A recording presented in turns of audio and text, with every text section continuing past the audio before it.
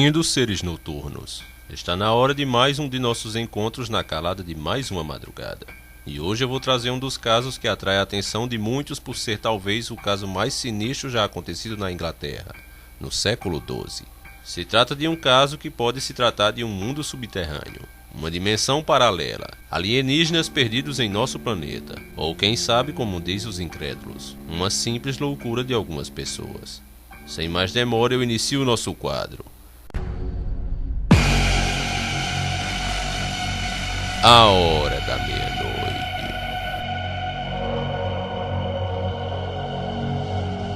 Entre 1135 a 1154 na Inglaterra, no reinado do rei Estevão, estava para acontecer um caso que seria debatido e estudado até os dias de hoje, sem nunca chegar a um acordo de tão polêmico que é o caso. Em uma tarde de agosto, por volta das 4 horas, enquanto lavradores faziam sua colheita normalmente em uma pequena aldeia chamada Old Pit, perto de Bury St. Edmunds, eles perceberam que havia algo dentro da caverna, conhecido por eles como a Cova do Lobo. Em primeira vista, pensaram se tratar de algum animal, apenas se refugiando e observando atentamente. Ao se aproximarem, logo perceberam que se tratava de duas crianças, só que havia algo muito estranho com elas. Elas estavam vestidas com roupas diferentes, com um material que eles nunca tinham visto nem parecidas por ali, em lugar nenhum por toda a Inglaterra. A pele delas também chamou muito a atenção. Ela era fora do normal, o que assustou eles logo de início. As crianças eram verde, a pele totalmente verde. Era tão verde que, para você ter ideia, eles pensaram de início que elas estavam sujas. Tentaram lavar diversas vezes e esfregaram muito as crianças, na tentativa de fazê-las voltar ao normal. As crianças assustadas só faziam chorar. Percebendo que elas estavam famintas, elas foram levadas à aldeia. Chegando lá, eles tentaram se comunicar com elas, coisa que eles tentaram desde que avistaram elas, mas sem sucesso. As crianças simplesmente não respondiam a nada do que eles perguntavam. No começo pensaram que era por causa do trauma sofrido, mas logo que os dois se acalmaram viram que eles falavam normalmente um com o outro, só que o idioma era totalmente desconhecido. Enquanto as crianças conversavam com aquele idioma estranho, muitas pessoas foram chamadas para ver se algum identificava que idioma era aquele, mas todas sem sucesso. Ninguém nunca tinha ouvido um idioma tão estranho.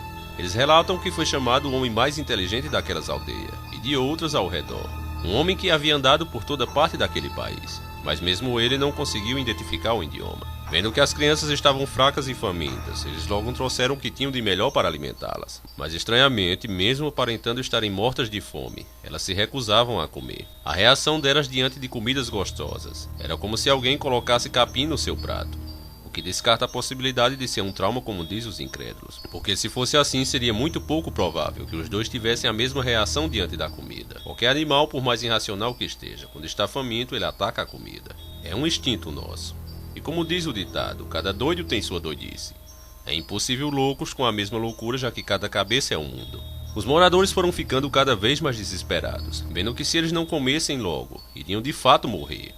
Assim eles resolveram levar as crianças à casa do cara mais rico por lá. Era um fazendeiro chamado Sir Richard de Cowley. Lá, o fazendeiro providenciou os mais variados alimentos que ele possuía, mas nenhum teve sucesso. Eles tentavam comer, mas vomitavam em seguida. Foi aí que, já sem opções, alguém trouxe feijões. Alguém chegou a dizer que eles já haviam tentado, só que o feijão tinha sido cozido e temperado da última vez, e dessa vez o feijão era recém-colhido, e isso atraiu as crianças como se fosse um bolo de chocolate. Elas comeram que se fartaram durante semanas. Notou-se também que eles só comiam os feijões que estavam verdes. Os maduros eram deixados de lado. Os dois não estavam muito bem, pareciam ter ficado vários dias naquela caverna. Poucos dias depois o menino veio a falecer, mas a menina parecia como uma planta se adaptando ao novo ambiente. E aos poucos ia tentando comer nossos alimentos. Começou com um pão. Ela fazia uma cara feia, até que depois de alguns meses ela começou a comer normalmente. E assim sua cor mudou para uma cor normal. Ela foi aprendendo aos poucos o inglês e começou a trabalhar em uma casa de um rico. Assim que ela dominou o idioma, os curiosos começaram a perguntar como era o lugar de onde ela vinha e quem era aquele menino que veio com ela. Ela dizia que eles vinham de um lugar onde não havia sol, era eternamente o crepúsculo. No entanto, do lugar de onde ela veio, era possível ver nas imagens de O Rio uma terra luminosa, que todo o povo deles, que também era verde, chamavam de Luminous. Era assim que chamavam a terra, provavelmente a nossa. Quando perguntaram como se chamava a sua terra natal, ela disse algo como a terra de Saint Money. Ela disse que o menino que veio com ela era seu irmão. Eles dois estavam pastorando os animais dos seus pais. De repente um animal correu, eles perseguiram ele e encontraram a entrada da caverna. Eles ouviram um som alto de sinos, que vinha dali. Empolgados, eles entraram na caverna no intuito de localizar a fonte dos sinos. Na distração, eles acabaram se perdendo em meio de tanta escuridão.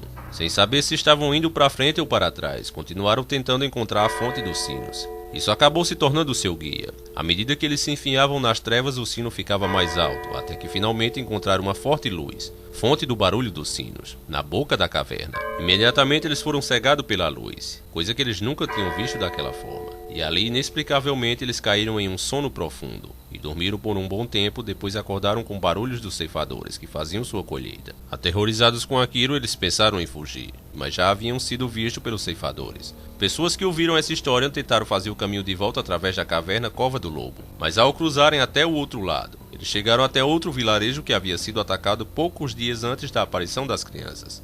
Inclusive, isso fez o historiador Paul Ehrens publicar em 1998 que o caso não tinha nada de sobrenatural, pois a coloração verde seria alguma anemia segundo ele. Só que ele nunca soube explicar como de fato duas crianças ficam tão verdes. As roupas estranhas que eles usavam, ele não disse nada. Sobre o idioma, ele disse que aquela aldeia destruída de onde ele acreditava que elas vieram falava um idioma único que ninguém sabia o qual. Que é contraditório, pois pessoas que conheciam a aldeia destruída sabiam o idioma deles, porém não reconheceram o idioma que as crianças falavam entre si. A menina foi batizada com outro nome. Dizem que ela tinha um comportamento diferente das meninas tradicionais da época, sendo considerada meio devassa e rebelde. Existem duas versões do que realmente aconteceu com ela. Alguns acreditam que ela morreu já adulta 5 anos depois dessas declarações. Outros que ela se casou com um cara chamado Lin King, no município vizinho de Norfolk, onde teve uma vida longa e sossegada. Apesar de alguns negarem o sobrenatural firmemente, esse foi mais um soco na cara dos incrédulos. Para você ter uma ideia, os historiadores checaram as fontes para ver se tudo aquilo era mentira. Só que eles quebraram a cara, porque duas versões da história eram do século XII, o que demonstrava claramente que o acontecido realmente foi pelaquela época. E para piorar a situação dele, os dois relatos batiam rigorosamente as duas versões, inclusive os detalhes, coisa rara de se ver quando duas pessoas fazem investigações isoladas. A primeira é de William de Newburgh, que viveu entre 1136 a 1198, um historiador inglês, e monge de Yorkshire. Sua principal obra foi a História Rerum Agricarum, uma coletânea antiga sobre a Inglaterra surgida em 1066 a 1198, na qual ele inclui a história do Green Children of Pity, Crianças Verdes de Woolpit. A outra fonte é Ralph Coggeshall, que morreu em 1228. Ele foi o sexto abade de Abbey Coggeshall, em Essex, entre 1207 a 1218. Apesar de muitos dizerem que tudo é fantasia, esse caso tem muito mais provas do que a cidade de Troia, que até então era considerada como fábula. Aí um cara, armado com um poema, vai e acha a cidade lendária enterrada. Aí eu pergunto, até quando os incrédulos vão continuar querendo esconder o sobrenatural a todo custo? Dessa vez, no caso de Troia, ficou difícil esconder uma cidade inteira. Existem centenas de teorias que falam do caso das crianças verdes de Woolpit. Uma delas diz que as crianças vieram de uma dimensão próxima à nossa. Eles caíram aqui acidentalmente, talvez por uma abertura no espaço-tempo, causada até mesmo por algum evento colossal do universo, como do tipo a destruição de uma estrela ou o surgimento de um buraco negro. A teoria diz que quando isso acontece, distorções nas dimensões acontecem, e ninguém sabe onde esses portais se abrem de repente, por alguns segundos, depois somem. Outros acreditam que as crianças vieram de algum planeta parecido com a Terra, e de alguma maneira caíram aqui ou foram guiados por alguém que queria tirá-las de lá por algum motivo. Alguns chegam a afirmar também que eles seriam habitantes de Marte, isso mesmo, do planeta Marte, e vieram sem saber que faziam parte de uma civilização já extinta há milhares de anos atrás. Isso antes do planeta Marte mudar o seu clima e tornar a vida insustentável. Eles teriam feito essa viagem sem saber por algum portal tridimensional, parando muitos anos no futuro, aqui no nosso planeta. Outros acreditam que eles eram um tipo de elfo, outros que eram humanos em uma realidade alternativa, visto que existem muitos outros casos com semelhanças com esse caso. Inclusive eu vou deixar aí na descrição do nosso vídeo, um vídeo aqui do nosso canal, que eu falo de uma experiência dessas. Inclusive o cara afirma que trouxe uma prova que essas dimensões existem.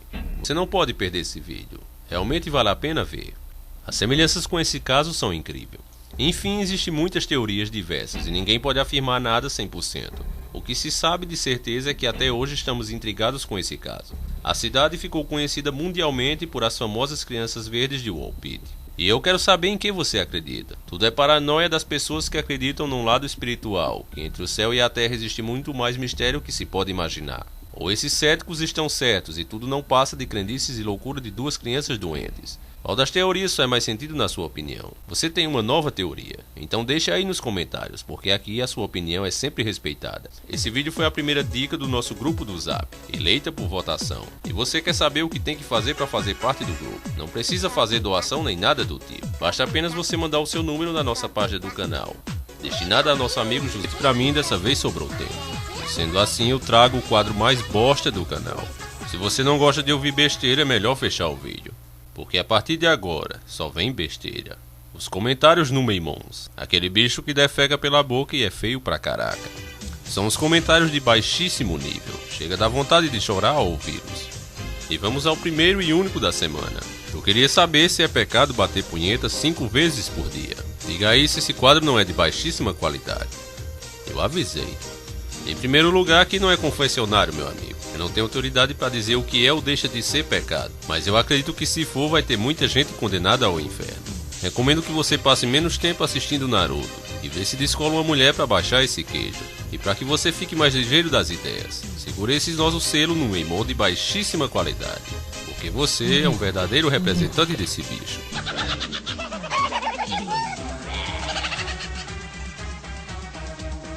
E agora vamos trazer os barras pesadas. Eles que são menos importantes que a mosca de cima do cocô do cavalo. Os intelejumentos.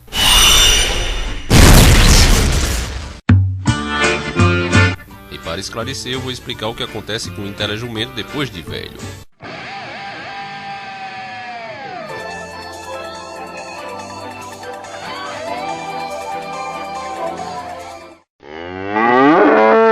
Ele vira um boi velho. E como aqui nós temos a educação, primeiro os mais velhos. Então vamos ouvir esse burro velho. Ele me disse em um vídeo: e o Moisés não fazia o mesmo, idiota? Religião é meio de vida, para não trabalhar e viver das costas dos idiotas. Uma prova viva que burrice não tem idade. O cara comparar Moisés com Maomé, cara, é um crime. Moisés era um cara justo, tanto que teve contato com Deus e pegou da mão dele os 10 mandamentos que estão aí até hoje. Aí você o critica por ele ter matado gente ruim na sua jornada. Aí eu só posso imaginar que você vive em uma redoma de vidro, sem ver o mundo. Você acha que gente como eles escuta o que os outros dizem e pensam? Tem horas, meus amigos, que não dá mesmo pra dialogar. Tem cara que só entende na porrada. Por exemplo, veja o PT. O Brasil em peso está tentando tirar esses caras do poder. Já recorreram aos juízes diversas vezes. E eles manipulam, controlam a justiça. E assim se mantém no poder e pelo jeito vamos ter que engolir eles pelos próximos 4 anos. E aí? O que fazer numa situação dessa? Isso é o PT. Naquela época era muito pior porque as pessoas não sabiam o que era certo e errado e faziam o que queriam, o que vinha na cabeça. Não tinha como dialogar com aquelas pessoas. Continuando. Vídeo bosta. Esse vídeo é bosta, meu querido. Tá difícil de encontrar vídeos bons no seu canal. Ainda estou aqui porque depois de Ayrton Senna e Enéas eu ainda tenho fé em você. E aí eu digo: estava aqui. Tchau. Vá para o campo de Elíseos descansar um pouco. Esse outro aborto mal sucedido. Até minha trouxa é maior do que Deus. Ele falou outro nome, mas é melhor mudar. Agora veja o corpo desta criatura. Parece um zumbi de Walking depois de ter sido metralhado pelo cowboy e ter levado 30 facadas. Uma coisa dessas, a única coisa que deve ter grande é o... Esse último é o legítimo telejumento. E provo que eu falo a vocês que não devem perder tempo discutindo com o intelejumento. É tudo o que eles querem. Esse cara chamou barbaridades com o nosso Salvador. Chegou ao ponto de dizer que Jesus era analfabeto. A demência desse estrupício é tanta. Como Jesus ia ler as escrituras como relata na Bíblia se ele fosse analfabeto? E a inteligência dada a quem tem o Espírito Santo, meu amigo, não tem comparação com a de um estudioso. O cara pode estudar 500 anos e nunca vai compreender o que ele está falando. Coisa que ele disse há tantos anos atrás e estão se realizando hoje. O cara segue com outras barbaridades e isso deixou a família encarando puta da vida com esse cara. Aí eu fui dar uma olhada no perfil dele e olha aí. Comprovem com seus próprios olhos o que eu estou dizendo. Vocês estavam discutindo com isso. Se não for um cara de 15 anos, ele tem uma mentalidade no mínimo de 12. Então, pessoal, não discuta. Deixa eles falarem as merdas deles, que logo eu darei a eles o tão merecido diploma de jumento que eles tanto fizeram para receber. É reconhecido por nós da família encarando o sobrenatural que você é formado em imbecilologia com mestrado em estupidologia. E como reconhecimento da sua vasta capacidade de ser um alienado, o premiamos com esse diploma uma passagem só de ida para o campo de Elísio. Com esse diploma agora eles podem ser... de melhor qualidade. Eu acredito que isso tenha sido justo. É justo, é muito justo, é justiça. Um abraço e até a próxima. Sempre encarando o sobrenatural.